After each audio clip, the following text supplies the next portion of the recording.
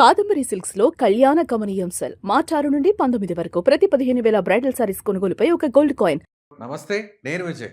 So, పరాభవనామ సంవత్సరంలో ముఖ్యంగా వృషభ రాశి వారికి ఎలా ఉండబోతుంది? ఎలాంటి ఫలితాల్ని ఈ ఏడాది ఇవ్వబోతుంది? తెలుసుకునే ప్రయత్నం చేద్దాం. మనతో పాటు ఉన్నారు ప్రముఖ జ్యోతిష్య నిపుణులు కృష్ణసూది గారు. గురుగారు నమస్కారం. నమస్కారం అండి. సో, వృషభ రాశి వారికి పరాభవనామ సంవత్సరం ఎలా ఉండబోతుంది? ఈ సంవత్సరం పరాభవనామ సంవత్సర శుభాకాంక్షలు తెలియజేసుకుంటూ శ్రీ కళ్యాణ గుణావహం రిపుహరం దుష్స్వప్న దోషాపహం గంగాస్నాన విశేష పుణ్యఫలదం గోదానతుల్యం నృణాం ఆయుర్వృద్ధిదముత్తమం శుభకరం సంతాన సంపత్పదం నానాకర్మ సుసాధనం సముచితం పంచాంగమాకర్ణ్యతాం. వృషభ రాశి వారికి ఆదాయం 5, ఖర్చు 14, రాజపూజ్యం 5, అవమానం 4.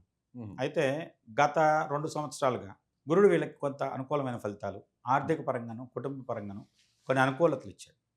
ఈ సంవత్సరం నుంచి గురుడు తృతీయ స్థానంలోకి వెళ్తున్నాడు. మిశ్రమ ఫలితాలు ఉంటాయి. మిశ్రమ ఫలితాలతో కూడా ఆరోగ్యాన్ని కొంచెం ప్రభావితం చేసే అవకాశం. శని అనుకూలంగా ఉన్నాడు లాభస్థానంలో, దానివల్ల ఇబ్బంది ఏం లేదు. కానీ గురుడు తృతీయ స్థానంలోకి ఉచ్చకు వెళ్తున్నాడు. దానివల్ల ఏంటంటే గ్రంథిపీడ, ఆరోగ్యంగా ఎక్కడైతే మనకి గొంతు సంబంధించిన సమస్యలు కానివ్వండి, కాలేయ సంబంధించిన వ్యాధులు కానివ్వండి, కొంతమందికి వచ్చేసి పొస్టేట్ కానివ్వండి, లేదంటే వచ్చేసి మనకి ఒంట్లో ఉండేటువంటి గ్రంథులు ఏదో ఒక రకమైనటువంటి ఇబ్బంది కలిగేటువంటి అవకాశం. ఒకటి తృతీయ స్థానంలో గురుడు ఉండటం వల్ల.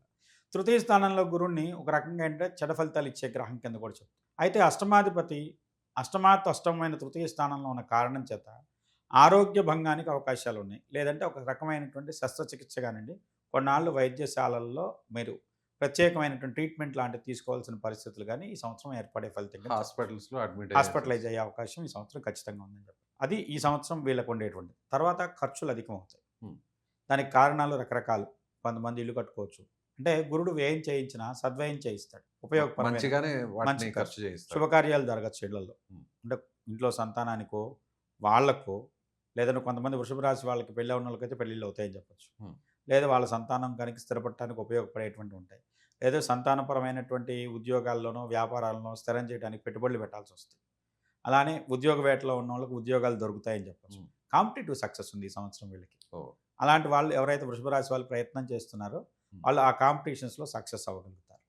ముఖ్యంగా శని మీకు ఉన్నటువంటి అనుకూలత, శని బలం మిమ్మల్ని చాలా విజయవంతమైనటువంటి ఫలితాలు, ఉద్యోగరీత్యా ఉద్యోగ వేటలో ఉన్న వాళ్ళకి ఉద్యోగ ప్రాప్తి, లేదంటే ప్రమోషన్స్ కోరుకునే వాళ్ళకి ప్రమోషన్స్ కానివ్వండి, అలానే వచ్చేసి ఉద్యోగ రంగంలో వచ్చేటువంటి కొత్తదైన మార్పుల్ని త్వరగా పసిగట్టి దానికి తగ్గట్టుగా వీళ్ళని తయారు చేసుకోవడం, ప్రత్యేకమైన స్థానాన్ని పొందగలుగుతారు.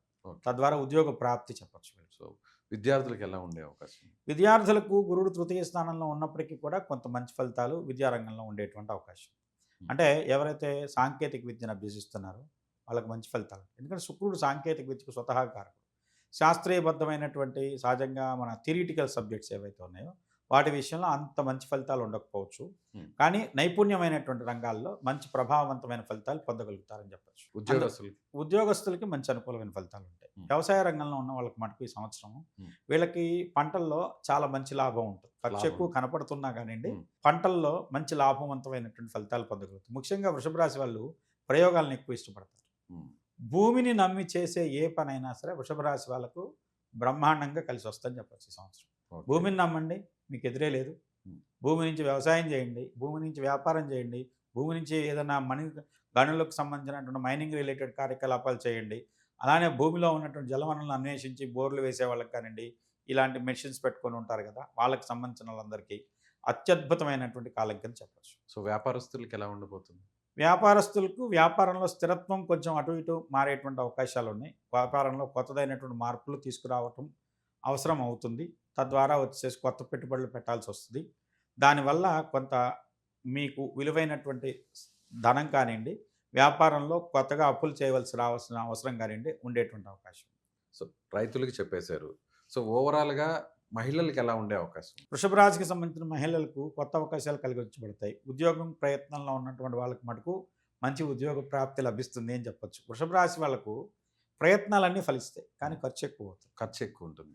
ఇంట్లో ఏదో ఒక శుభకార్యం, ఏదో ఒక రకమైన కన్స్ట్రక్టివ్ యాక్టివిటీ ఖచ్చితంగా ఈ సంవత్సరం వీళ్ళ జీవితంలో ఉండేటువంటి అవకాశం. ఫలితం బాగుంటుంది. ఖర్చు ఎక్కువ అయినా కూడా ఫలితం మాత్రం బాగుంటుంది. ఫలితం శాశ్వతమైన ఫలితంగా ఇల్లు కొనుక్కున్నారు, లేదంటే ఏదైనా వచ్చేసి ఇంట్లో శుభకార్యం పెళ్ళయింది, ఆ విధంగా వాళ్ళ జీవితంలో ఒక సమస్యకు సొల్యూషన్ వచ్చినట్టేగా, ఎదురు చూస్తున్న మార్పు వచ్చినట్టేగా.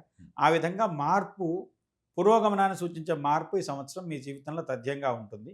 తద్వారా ఏంటంటే మంచి శుభకార్యాలు, ఇలాంటి శుభకార్య నిర్వహణ, లేదంటే కొత్తదైనటువంటి మార్పులు, కొంతమంది ఇల్లు మారుతారు, కొంతమంది ఉద్యోగం మారుతారు, కొంతమంది వచ్చేసి వివాహ జీవితంలో ప్రవేశిస్తారు.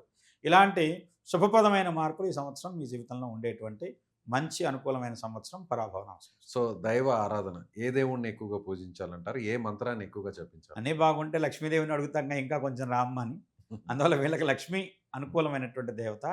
లక్ష్మికి సంబంధించినటువంటి పూజ, మంచి సువాసన ద్రవ్యం కలిగిన సువాసన పూలతో కానివ్వండి, సువాసన ద్రవ్యాలు కర్పూరం కానివ్వండి, లేకుంటే వచ్చేసి మన అగరబత్తి. సువాసన అగరుకు సంబంధించిన వత్తులు కానివ్వండి, ఇలాంటి దశాంగం కానివ్వండి, ఇలాంటి వాటిని వాడుతూ మంచి సువాసనలతో కూడుకున్నటువంటి పూజ అమ్మవారికి కనుక జరిపించినట్లయితే ఆవునెత్త దీపం వెలిగించి లక్ష్మిని జాజిపూలు, మల్లెపూలు ఇలాంటి సువాసన వచ్చే పుష్పాలతో పూజించినట్లయితే అమ్మవారి అనుగ్రహంతో మంచి ఐశ్వర్య ప్రాప్తి కలుగుతుంది. ఆర్థికంగా వచ్చేసి మంచి పురోగమనాన్ని పొందగలుగుతారు.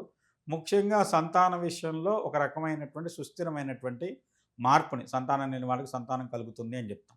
అలానే సంతాన విషయంలో స్థిరత్వం కోసం ఆలోచించే వాళ్ళు, మీ పిల్లలు ఎవరైనా ఉద్యోగము, వ్యాపారము స్థిరం పడాలి, స్థిరమైనటువంటి వ్యాపారపరమైనటువంటి లబ్ధి చేకూరుతుంది, జీవితంలో స్థిరత్వం ఏర్పడుతుందని చెప్పచ్చు. సో ముఖ్యంగా ఏ మంత్రాన్ని ఎక్కువగా జపించాలి? లక్ష్మీదే, మహాలక్ష్మిని శ్రీ సూక్త పారాయణ కానివ్వండి, లేదంటే మహాలక్ష్మి మూల మంత్రాన్ని తీసుకొని కానివ్వండి, లేదంటే మహాలక్ష్మి అష్టకం ఉంటుంది, దాన్ని కనుక నిత్యం పారాయణ చేయండి, మంచి ఐశ్వర్య ప్రాప్తి కలుగుతుంది. ఏ రత్నాన్ని ధరిస్తే మంచిది? ముత్యం ఒకటి మీకు చాలా అద్భుతమైన ఫలితాలు ఇస్తుంది ఈ సంవత్సరం. అలానే మంచి ఆర్థికపరమైనటువంటి బలం ఉన్న వాళ్ళు వజ్రాన్ని ధరించవచ్చు. ఈ ముత్యం, వజ్రం, తెల్లటి రత్నాలు మీకు మంచి శుభం చేకూరుస్తాయని చెప్పచ్చు. నమస్కారం. నమస్కారం.